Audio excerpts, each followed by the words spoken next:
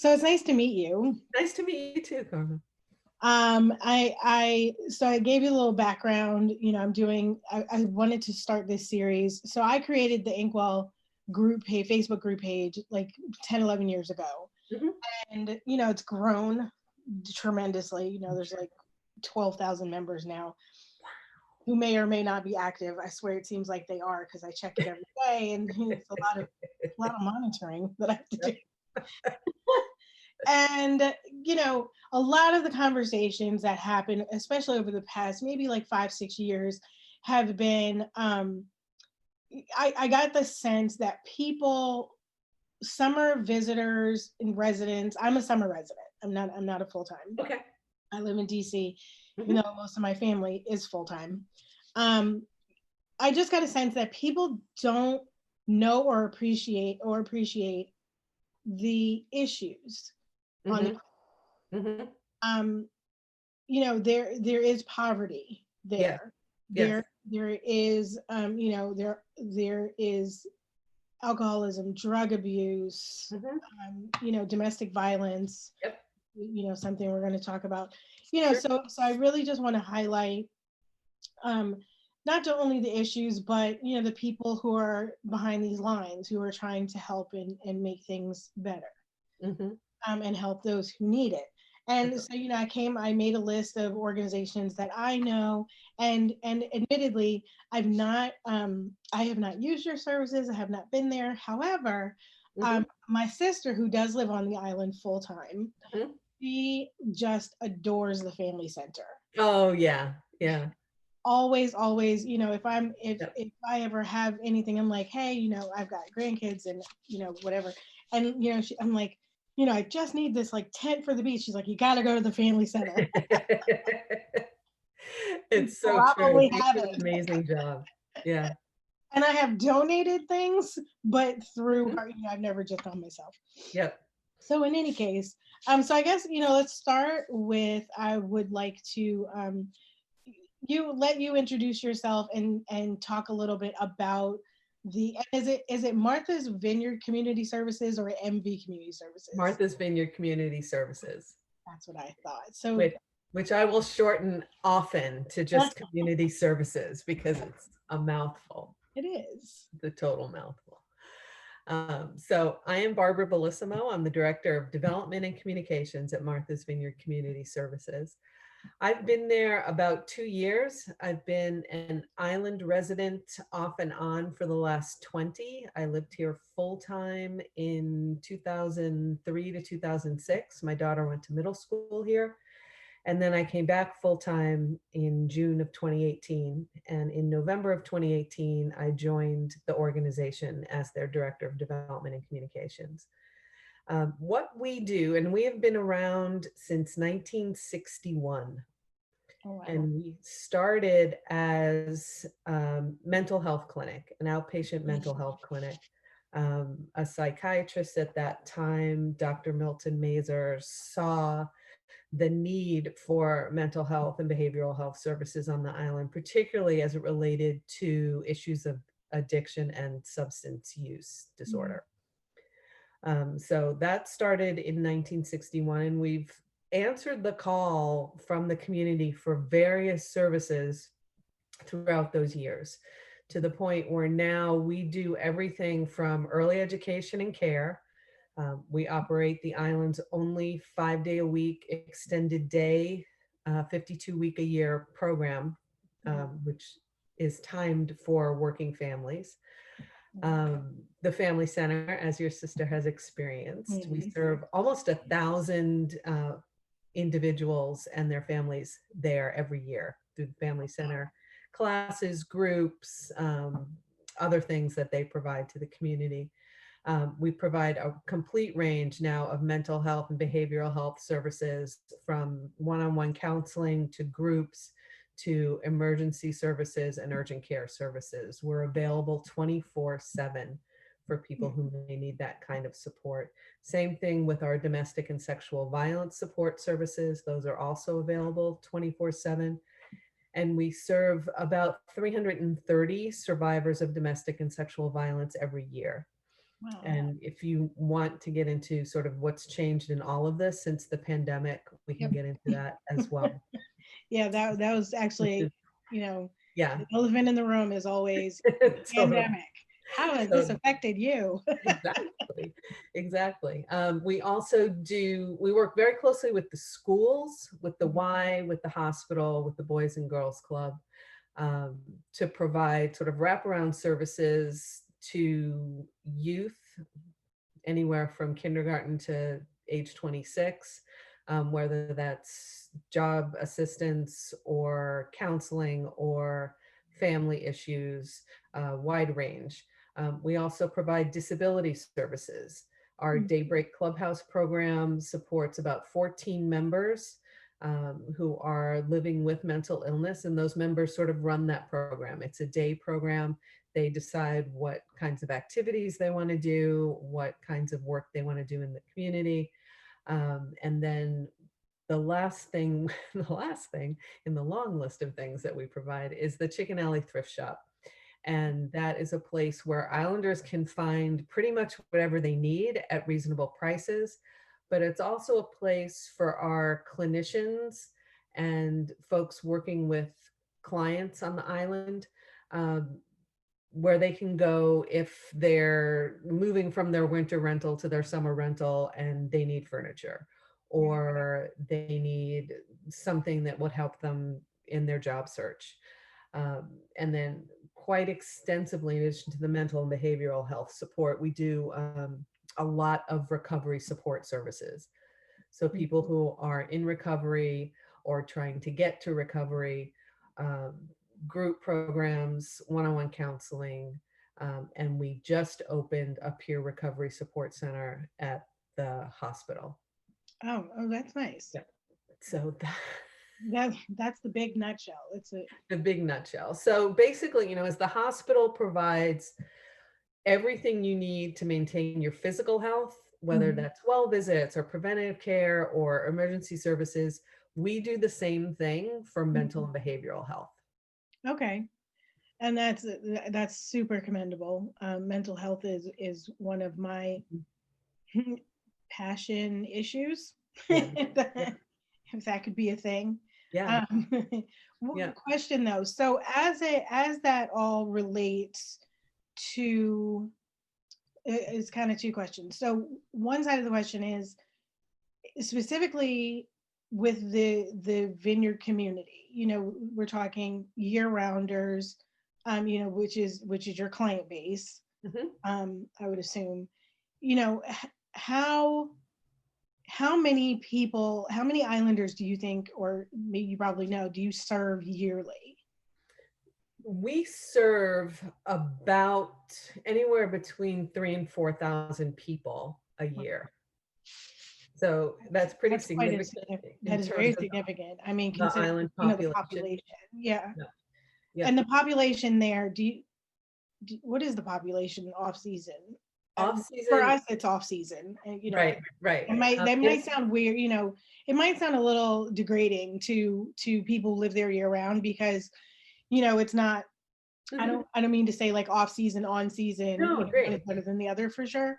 Yep, But for people who are tuning in, that is the sure, vernacular. That's what we use is off sure, season, on season. totally. And in terms of, in a regular off season, we're anywhere between 17 and 18,000 people on the Hmm. island. Hmm. This off season is significantly different. I can imagine you have Mhm. many more. Yeah, we think there's about 35,000 people here now, Yep. and that will maintain at least through the end of the year and Hmm. probably through into next summer. I believe so. I mean, Mhm. it is a safer place to be than, well, I'm in Washington D.C., so Yep. no matter Oh, so many things to talk about. many reasons we won't get into on this call. Exactly. Separate call. Yeah, separate call. um, but yeah, I mean, it's significantly safer Mhm. in every way. Right. I mean, the Vineyard is just a safer place to be. Crime wise, all of Mhm. those Mhm. sorts of things. But I think that the mental health part of that is significant because it is, it's colder, it's darker, Right. it's um, there's not as much to do, and now that we're in isolation of each other, Mhm. so my question really is leading up to: do you see your services, especially in the mental health, increasing Mhm. lately? Yeah, so over time, we've seen demands for different types of services increasing, particularly in the areas of recovery support. Right. Historically, that kind of work was typical one-on-one counseling or maybe groups, Mhm. but we've moved over the last couple of years into a peer-to-peer model. So we've seen Okay. some really good results with recovery coaches who are people on their own recovery journeys Right. offering support to individuals in recovery. And with the opening of the Peer Recovery Support Center, the facility was provided to us by the hospital. It's in the Red House right in front of the hospital if you drive by Oh the yeah. Yep. hospital. And that's a place where people can just drop in. Um, so they were closed for a while, they're open Mhm. again. So people can just drop in if they're in recovery on their recovery journeys and get all kinds of support. What we have seen since the pandemic, since the middle of March, is that demand for our counseling center has gone up, depending on the month, anywhere from 5 to 10%. Wow. And demand for recovery support services has gone up exponentially. Wow. We have a bunch of recovery coaches who work for us, and there are a couple of other organizations on the island who have them, and sort of across the board, recovery coaching. Those folks are seeing a 300% increase in demand for services. So Mhm. on one hand, I feel like, I mean, this is, a testament to our times of, things are hard. It's really hard. But Yep. on the other hand, it kind of gives me hope that people are seeking help. Oh, totally. Like it's not so much that like, oh my gosh, it's going up 300%, like that's Mhm. terrible, but it's like people are understanding that they need help. Right. And, probably Right. a testament to you all that they are finding out how to get that help. Mhm. And that's Yeah. really important. Yeah, I think up until the last year and a half or so, unless you really needed our services, we were pretty much invisible on the island. Mhm. So we've made a conscious effort over the last 18 months to make our brand more approachable, to make Mhm. our services more approachable, to share more about who we are and what we do and the depth and breadth of the services that we provide, Mhm. mostly to year-round residents, but seasonal residents utilize our services as well. Yeah, Folks that that was come that was for a two or question I three meant to months ask a who minute need ago. support. Yeah, of course. Mhm. Yeah, because that was my question a minute ago that I got sidetracked from, which happens often. I apologize. But like if I'm just there for a week, Mhm. should I feel weird about coming to find, use your service? Absolutely not. I just Absolutely want to be not. sure There's that that gets absolutely, across to the group. yeah, no need to feel weird. We have folks who see a counselor regularly where they live when they're not here Hmm. and get referred to us to Okay. help support them during the weeks or months or however long they decide to be here. We have a lot of seasonal residents who utilize the programs at the family center. Yeah, So it's baby's fantastic. first year or parent support groups, those are easily accessed by people who are seasonal residents. And really, to your point, no one should feel any like this isn't for you if you don't live here all the time. It's Right, for right. anybody who Anyone really who needs needs it. support, whether you're here for a day or you spend your life here. Right. And do you do you all have any kind of like seasonal programs like camp for kids? Like there's camp at the Y, there's camp at the other. You know, Right. eh, So we leave that. That's the Ys and the Boys yeah. and Girls Clubs and the other camps. Okay. Those are their areas of expertise, but we do collaborate very closely with the Y in particular. Mhm. There was a summer camp that they were able to pull together Yeah. sort of the later part of this past summer. And a lot of the children that we work with, particularly children who are referred to us by the Department of Children and Families, children who really shouldn't be in their home 24/7, we were able to get those kids into the Y camp because we work so closely with them. Oh, that's good. Mhm. And are you offering support right now specifically to kids in school? I know that it's been really hard, and the schools up there are open, and they're doing a Sort of, fantastic kinda. job. Yes, sort of, kind of. Um, and they seem to be doing, really a really good job. I have a niece who just started kindergarten, so Yep. it's a weird time because she's just starting school, and this is how she has to start school. So it's heartbreaking. Bizarre. Mhm. I also have a senior in high school, so that's also heartbreaking. Yeah, yeah, Very, very strange. totally.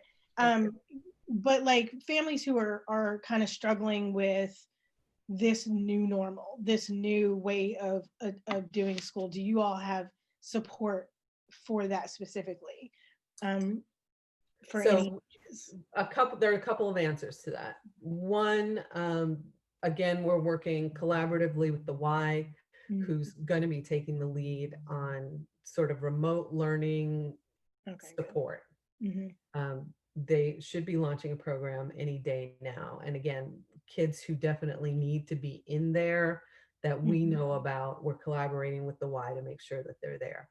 The other piece of that is families who experience extraordinary childcare expenses Hmm. because parents still need to work, but kids now are home more than they were in the past. Um, so we have been running an emergency financial assistance program since March.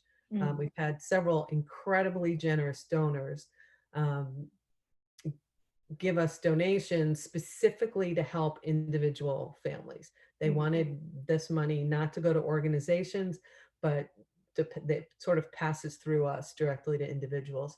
And Okay. families who experience extraordinary childcare expenses as a result of schools being closed or being remote, families whose housing is at risk or utility bills are at risk or they have some extraordinary medical expenses as a result of the pandemic, we can help them financially.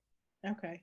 And what about and was this something that was in place at any level before the pandemic? Do you like there's a housing issue on the island? Do you all help with that at all? Um, We don't directly. mhm. Um, there's the Dukes County Regional Housing Authority, the Island Housing Trust. There's a bunch of different organizations that are already working in that space Okay. and a ton of expertise Okay. already working in that space. We're connected and collaborate with those organizations, both from a specific case management. If we Hmm. have a client who needs that kind of service, we'll collaborate with those organizations. But as far as providing housing or housing referrals, up until this emergency financial assistance program, we really didn't get involved in that. Right. Okay. I mean, and that's fair. I think that's great. And when people, know what they're great at and know how to Yeah, refer to yeah, other people yep, that are, yeah, that are good, I think that's really great as especially someone like your organization because you do cover quite a bit. hmm You do cover quite a bit of things. And the next thing I want to talk about is the domestic violence. hmm It is October. This yes, isn't actually going to air until November, but it is October when we're recording this. It's Domestic Violence Awareness Month. it is. I noticed that on your social media channels, you guys have really been promoting domestic violence issues and Mhm. and statistics. Right. What would you say? I know the answer, but because I want I Sure. want everyone to understand Yep. domestic violence on the island. Would you say that that is a big issue? Yes, without a doubt. And it's gotten worse during the pandemic. Yeah, I can imagine. Just being So home and our domestic and sexual violence program is called Connect to End Violence. mhm, And the program director there, Jennifer Neary, has developed really close relationships with law enforcement. Mhm. In fact, she meets monthly with all the chiefs of police in all the towns. And when they receive a domestic or sexual violence call, they call at the same time they're going out, they Mhm. call Jen and her team and we meet. Okay. We So meet the survivor where they're at, and we sort of help them to build a safety plan and then support them through implementation of that safety plan. do you The get a fair number of walk-ins? Walk-ins, like, if someone has been assaulted or is in a domestic violent relationship Yes. situation, do they come to you Mhm. for help? Yeah, yeah, they do. So we have team members available 24/7, Hmm. and there is a hotline. Oh, good. So if people, and that's on our website. So people call, so they'll get an actual person right away. Okay. Who can That's good. And then can you kind of walk us through a little bit of the comfortability, like what happens, because it's I'd imagine very scary to make that move, to say I'm gonna Yeah. go get help, because there's a fear factor Hmm. involved in that, where you're on a small island, everybody knows everybody. Right. It's like It definitely complicates things. The fact that we are small and we are isolated, Mhm. that we can't easily help someone to be safe by finding them a spot in the next town over, right? Right, yeah, that does. So it is hard. It's challenging for survivors to make that first call Mhm. because they may not know that the person on the other end doesn't know their abuser. Right. And they may feel that, they're less likely to be believed if the person on the other end knows them or um, the abuser. Um, they are afraid that they'll have to go off island. Right. We don't have a shelter here Mhm. um, by design because it would be obvious Yeah. almost where it is, and Right. that's not safe for the folks living there. So there's a fear of being sent off. There's a fear of not understanding what the process would be. There's a fear of anyone in the process, whether it's our counselor, law enforcement, mental health counseling, any of the other wraparound support providers, know the survivor or their abuser. Right. So how do you combat that how do you make people feel comfortable enough to reach out? Mhm. A couple of different ways. Way number one is we have, excuse me, curriculum in every single one of the schools, Hmm. in every single grade from 5 through 12, Oh, good. around this is a healthy relationship, this is how to be an active bystander, this is how you battle sexism, this is how you battle potential situations of abuse. Okay. So now kids are growing up understanding what a healthy relationship looks like and what kinds of resources are available to them. Hmm. Um, Do you and find then, that help? I mean, is there a way to see if that's working? I mean, I know obviously the pandemic, it's hard to really get those statistics because it's exponentially changed. It's just all right, changed. everything's different. Whole world's Um, so we, that curriculum has only been in place for a couple of years. okay. And what tends to happen here on the island is that kids will graduate from high school and they'll go away. Yep. And they might come back, and they might not, but and if they do come back, it'll be several years before they do. So Hmm. for us to be able to sort of track that Yeah, is challenging. that is. What we can say is that over the last 3 years, the numbers of cases that we've had, and I don't have the final numbers during the pandemic, but the last couple of years, the cases have been fairly flat. Mm-hmm. But we do know that during the pandemic, there was an uptick initially, there was another uptick over the summer, and we're just now closing out our books for our fiscal year ended July. So we're closing everything Okay. out. So we'll have updated numbers shortly on that.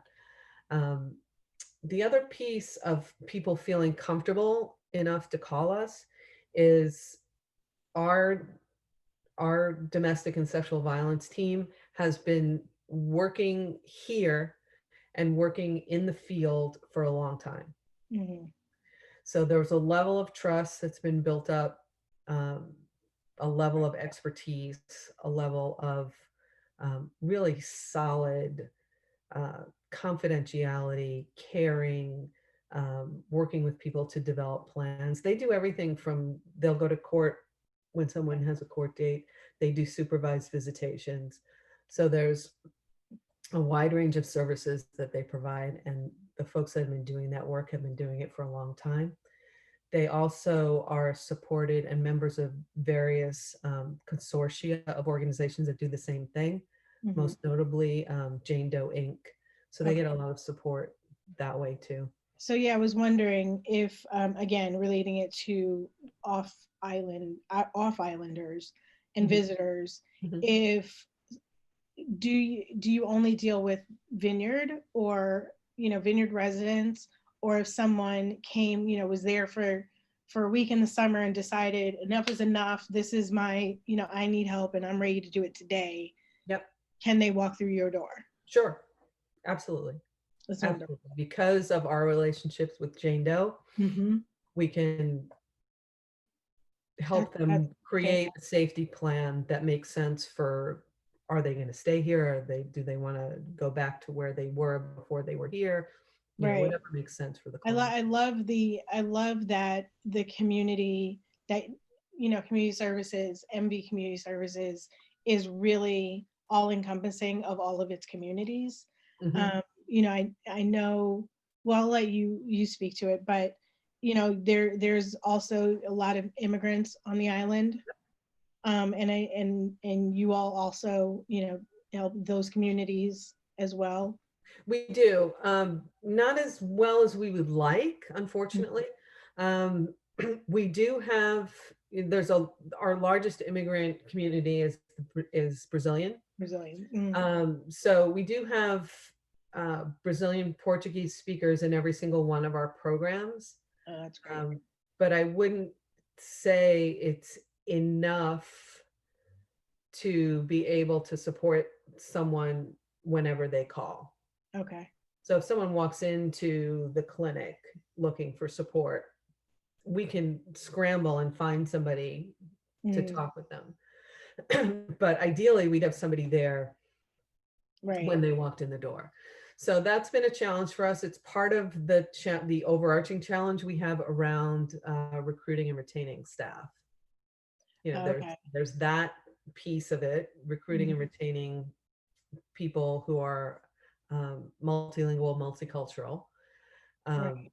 and that's impacted by housing, by Mhm. what we can afford to pay, Right. by Would it general cost of would that living. be something that maybe, the community outside of the island could help with, now that we're all going to be living in this digital age, right? Hmm. Hmm. This is going to be for forever, for the rest of my life, for sure. Yeah. Um, Yep. maybe there are qualified individuals that could, either volunteer their time, or maybe work on a contractor, whatever, Absolutely. and be available to help with those cases. Hmm. um because that seems like something that maybe you guys are falling a little short of, and would like to explore Yeah, fixing that absolutely. you We would have. love to have volunteers who could help us with that. Not only with sort of the live translation, Right. but we have tons of documents, Hmm. Okay. brochures, signage, email newsletter, um all of yeah. that we would love to have available in Hmm. multiple language for multiple cultures. Right. So volunteers in that area would be amazing. Okay. The other growing immigrant population that we're seeing is Eastern European. Hmm. So that's a variety of languages and a variety of cultures Right. that we're That trying to is figure out best ways to support. And what about they're English speaking, but what about the Jamaican community? Do you have a lot of, are you able to serve that community well? And they do speak English. It is a large population, but I don't know if their need is as great. I don't know, just because I don't know. Yeah, there's probably similar needs. We haven't, I wouldn't say that we have a deep understanding of Jamaican culture. So to be able to respond to Right. feel like we can deliver in a way that's sensitive to that Right. culture, I don't think we know enough about it. Yeah. So maybe just like Mhm. a meetup of communities, Yeah. and Yeah. just like, let's have this conversation. What are your needs? How can we Mhm. help? Mhm. I think that would Right. probably be good. Right. Um, so now that we're talking about needs, how can this community of majority off island residents, Mhm. who love the vineyard, who want to see the island thrive, and now that people are going to know that these issues exist, hopefully, what can we do to help? What are your needs? Well, I think that our first need, our first request is to realize that this place doesn't disappear when you're not here, Mm.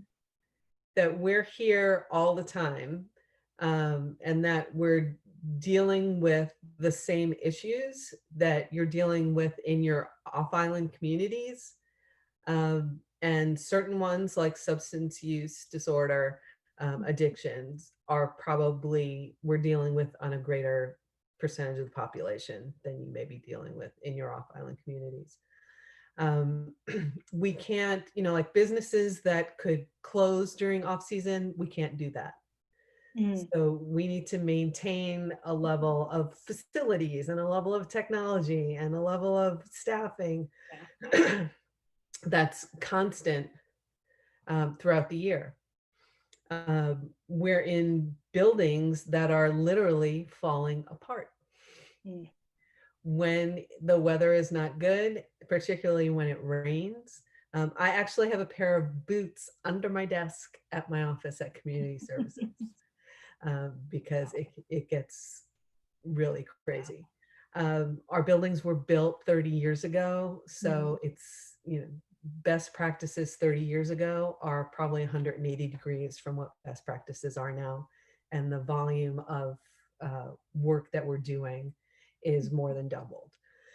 So trying to figure out innovative ways to continue to provide services, in the midst of trying to define what a new campus would look like. We are in the middle of a capital campaign. Okay. Uh, we're hoping to open our new early education and care center in September of 2021. That construction is well underway, which is amazing. Um, but I think giving us a little bit of breathing room, we do a great job sort of raising money for very specific things, Mm-hmm. but it causes and it allows us to deliver the services that are in demand, like right at that moment. Mm-hmm. But to have the bandwidth to be able to think strategically and to really dig into trend data, Mm-hmm. and think about what kinds of demands we're going to see in the future, what kinds of population groups are we going to be serving, and what do we need to put on board to be able to do that going forward. Uh, and to be able to know that the staff at Community Services, we have 125 people who work there. We're the third largest employer on the island after the hospital and school system. Mm. Um, they're islanders. They are here year round. And they are so dedicated to this work. and to supporting the community, that they deserve spaces and systems and technology Right. that reflects that. So I You think need money. we always need money. We always We need need money. donations Well, first. our budget, but we're not fully, we don't operate 100% on private donations. Mhm. So our budget is, for this fiscal year, just over $10 million. Mhm. And 3/4 of that comes from state and federal contracts.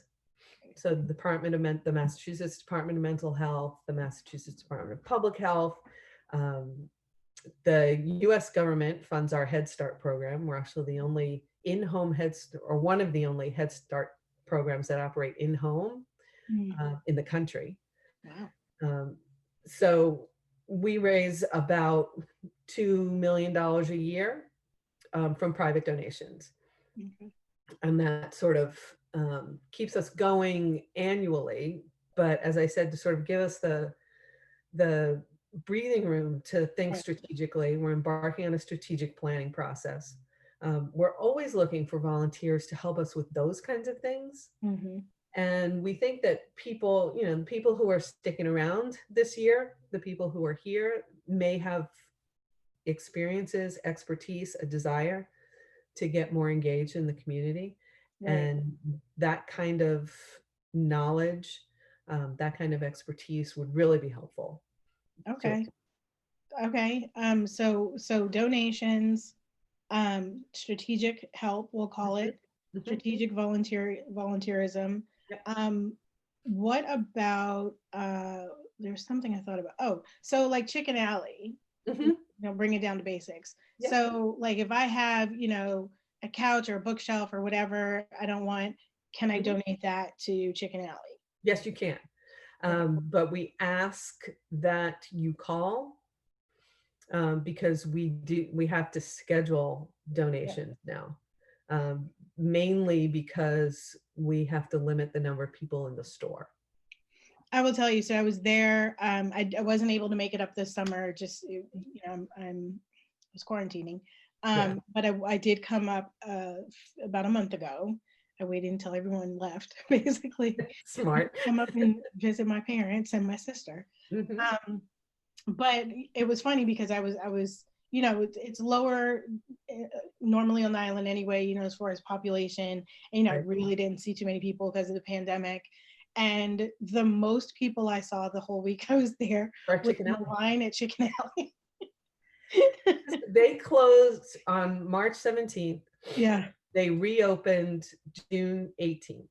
Oh my gosh. There has been a line Yeah. every day. And everybody had their masks on. Everyone was 6 feet apart.